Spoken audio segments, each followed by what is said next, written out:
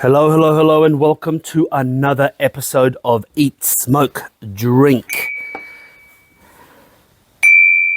Shit, can't beat that crystal ding, eh? You know what I'm saying? Look at that. Welcome to Eat, Smoke, Drink.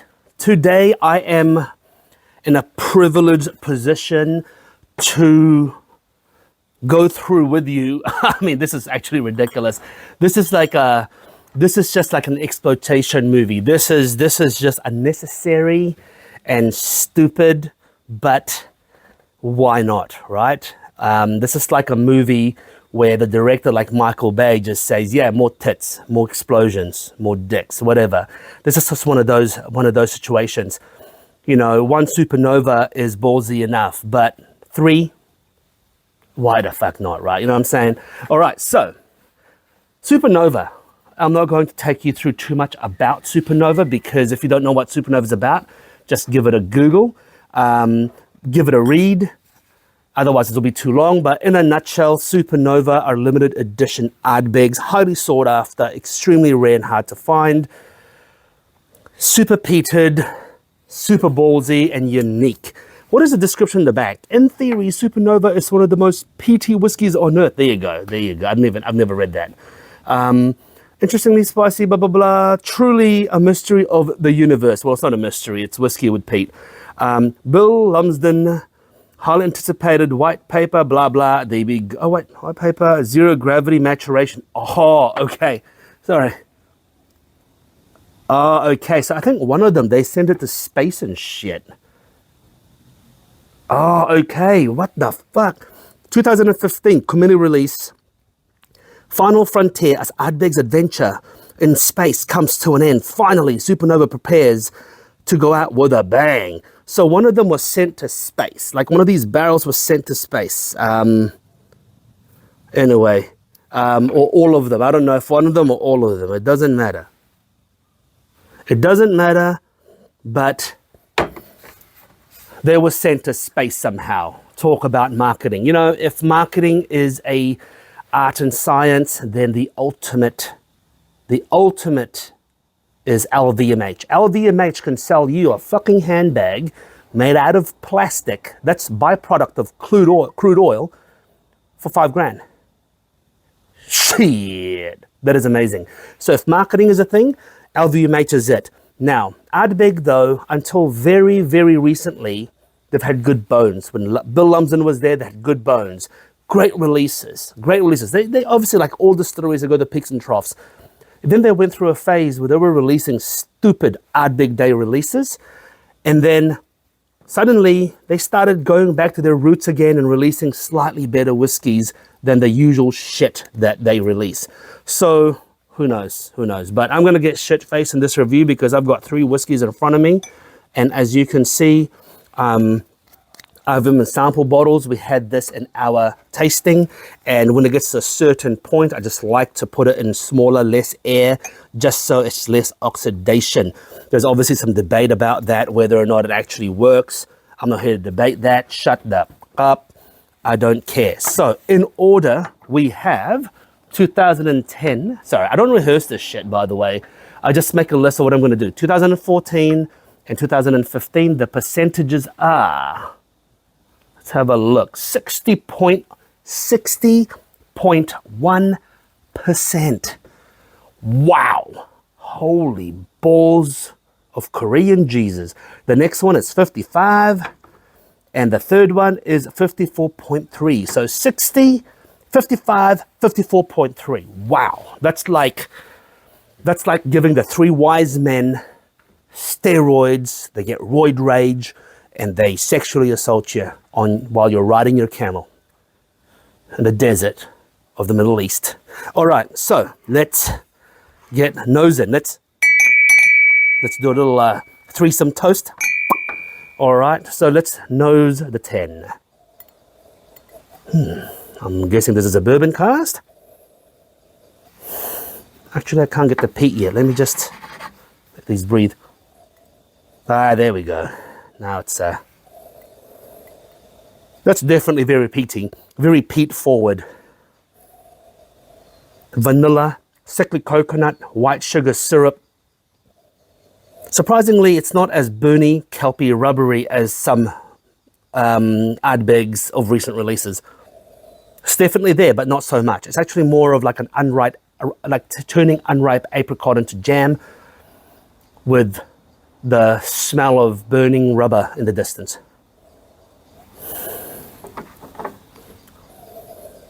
Lemon pith, lemon juice, faint hint of Russian fudge, melted butter. You know, when you put butter in a defrost cycle in the microwave and you fuck it up and you melt it and you smell it.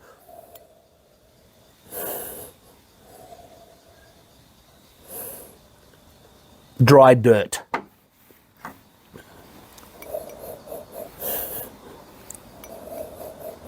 Whew, okay, that smells like baby vomit.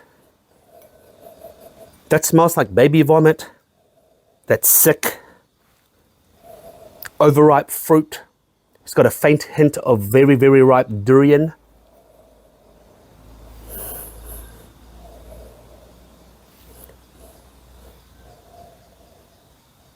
Sweet, sickly coconut is there. Definitely another bourbon cask in my opinion.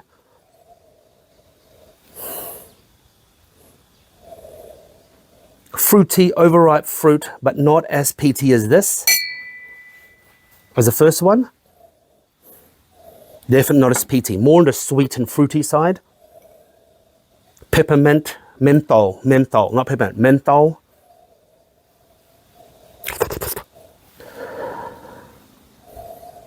Oh, fuck me, that's delicious. Let's smell the third. Smell the third. This one has a deeper, more like a molasses, golden syrup nose. Now all the colors very similar. The last one is slightly darker, but all the colors are actually very similar. This one is, that's quite peaty.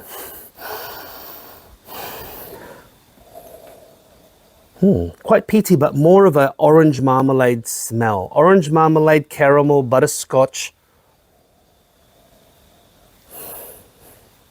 raspberry jam.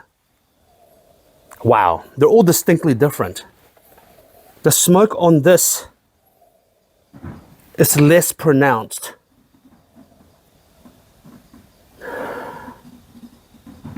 Interesting. This is very smoky, very potent. Floral, sweet, fruity. This is more like a jammy kind of nose. Interesting. Let's sip the shit out of this thing.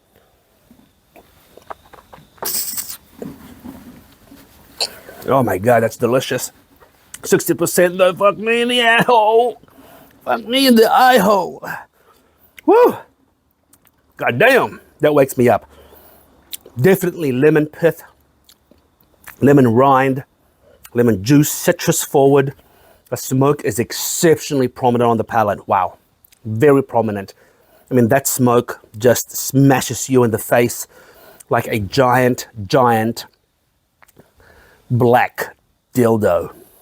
Turkey slap in the face. Wow. Burnt rubber, soot, burnt wood, all manners of burning smoke. Burnt fat, the smell of a steak grilling with a shitload of salt on it. Licorice, a little soapy on the back palate, like soapy, I can't describe it. The finish is long, it doesn't want to stop. It's a gift that keeps on giving, like genital warts or herpes. It's just like, it's sticking there, just doesn't want to go away. I know it sounds weird, but it even has a mezcal-like flavor to me, like a mezcal spirit type taste. Herbal, grassy, green. Let's try the second one.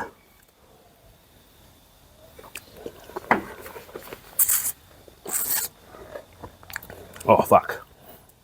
rubber.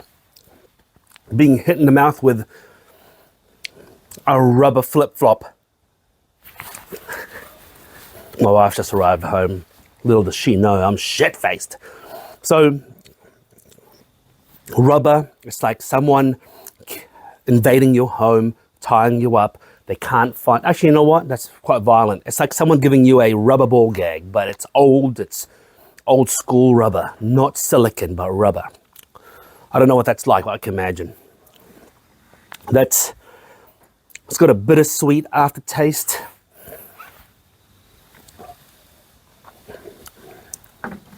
Grapefruit pith. Grapefruit, from lemon to grapefruit.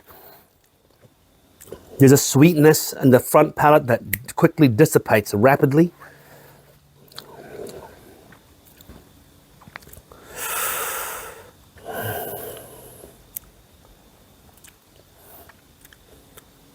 It reminds me of a pear schnapps. You know, like I went to Europe. We went to Europe and we had pear schnapps. It reminds me of a pear schnapps aftertaste. It's strong, it's ballsy. 55%. I've had stronger whiskies than that, but it's ballsy, it's strong.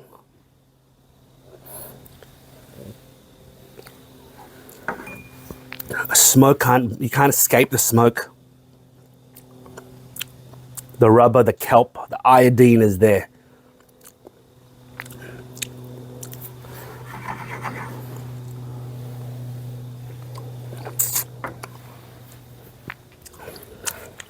Wow. Okay, so that's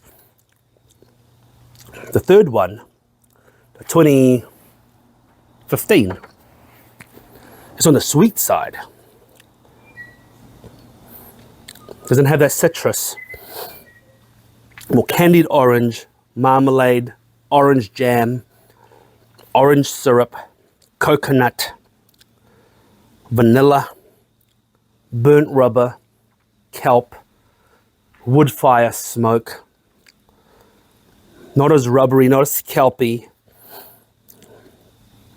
but it engulfs you. It engulfs you with the peat. All of them engulf you with the peat. It's definitely exceptionally peaty.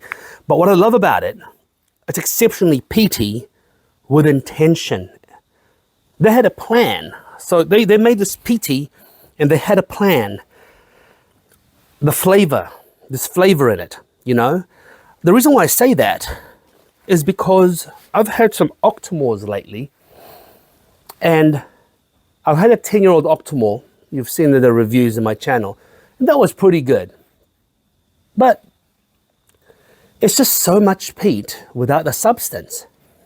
And to me, this is just peat with a plan. And that's what I love about it. Not like Octomore, where it's like dark.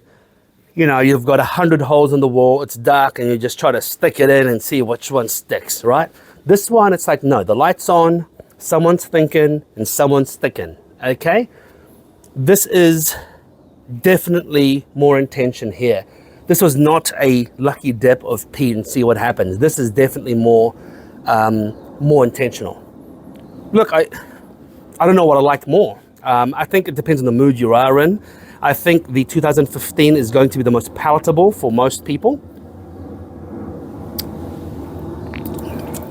It is sweet, easygoing, but it's peated as hell. The first one is very unforgiving. The first one is extremely unforgiving. If you're not used to the heat, the fire, the slap in the face with a giant turkey slap, then you won't like it. The middle, I actually think the middle is relatively boring compared to the two. The middle is okay, but it kind of doesn't commit. It doesn't commit. It's like, you know, it's like a politician that one day says this and the next one says that. It flip-flops. And it's just like, make up your fucking mind. Have some conviction. You know, this one here has conviction, you know. This one, it's like, whatever, man. You know, we're going to put those tariffs in. Fuck you. This one is like, you know, we believe in this ideology, even if it ruins women's sports. We're going to do it. At least they have conviction. This one here is a cynical politician that'll swing with the wind. kind of like Gavin Newsom. Gavin Newsom. This one here, he's sitting there, he's doing podcasts to try and save himself because all this time he's just been dogmatic and he's trying to save himself. So there you go. I've managed to not only probably offend a lot of people with bagging Octomore, but I've managed to turn this fucking thing political. That's what alcohol does. Beautiful thing. It's a beautiful thing. Until next time, make sure you eat, smoke, drink. That is a prescription from a qualified doctor. I'm not actually. Might as well be. Cheers. I'm gonna have this.